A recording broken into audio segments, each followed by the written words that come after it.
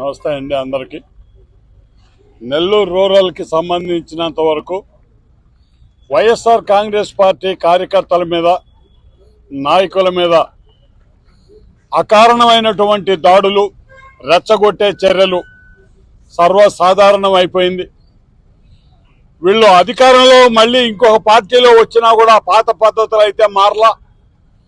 ఎవరు వాళ్ళకి లోబడరో, ఎవరు వాళ్ళకి వ్యతిరేకంగా వాళ్ళు స్వతంత్ర నిర్ణయం తీసుకుంటారో వాళ్ళని బెదిరింపులు, ఫోన్లు చేసి బెదిరించడం, మనుషుల్ని పంపించి బెదిరించడం, లేదనంటే వేరే రూపాలలో వాళ్ళ ఆస్తుల మీద కక్షగట్టి వాళ్ళ ఆస్తుల మీదకి మేము మీ వాటిల్ని అన్నిటి కూడా పగలగొట్టిస్తాం, మున్సిపాలిటీలో చెప్పి మీకు ఇబ్బంది క్రియేట్ చేస్తామని అనేటటువంటి రకరకాల విధానాలతో ఈరోజు వైఎస్ఆర్ కాంగ్రెస్ పార్టీ కార్యకర్తల్ని కానివ్వండి, నాయకుల్ని కానివ్వండి, ఈ టీడీపీ నాయకత్వం ఏదైతే ఈ రూరల్లో ఉందో వాళ్ళు ఈ బెదిరింపు ధోరణికి దిగారు.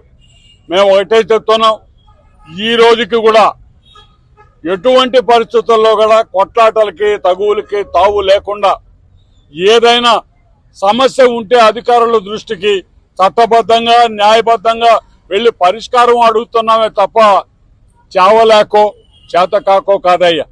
ఎందుకంటే ఈ కొట్లాటలు, ఈ నెత్తురు కారటం అనేది ఎవరికి క్షేమకరం కాదు.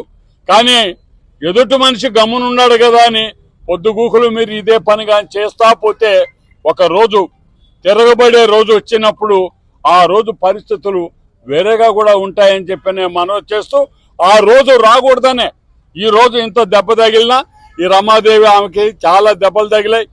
వాళ్ళకి సంబంధమే లేదు.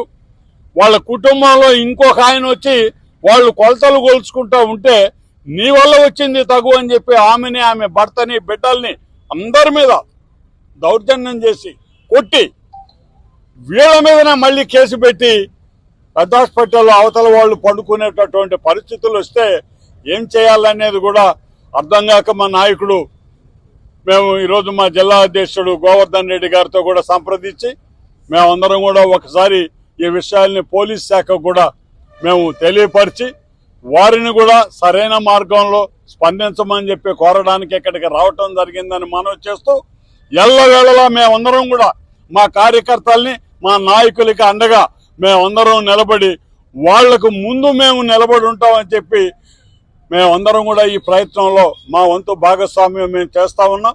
తప్పకుండా రూరల్ నియోజకవర్గంలో వైఎస్ఆర్ కాంగ్రెస్ పార్టీ తలెత్తుకు తిరిగే విధంగా, ధైర్యంగా ప్రజల దగ్గరికి వెళ్లే విధంగా, ఎటువంటి దౌర్జన్యాలకి, ఎటువంటి దాష్టీకాలకి భయపడకుండా వేల మంది కార్యకర్తలు రోడ్లోకి వచ్చేటటువంటి పరిస్థితి అతి త్వరలోనే ఉందని మనవి చేస్తూ, అందరం కూడా ఒక్క మాట మీద మేము నిలబడతాం.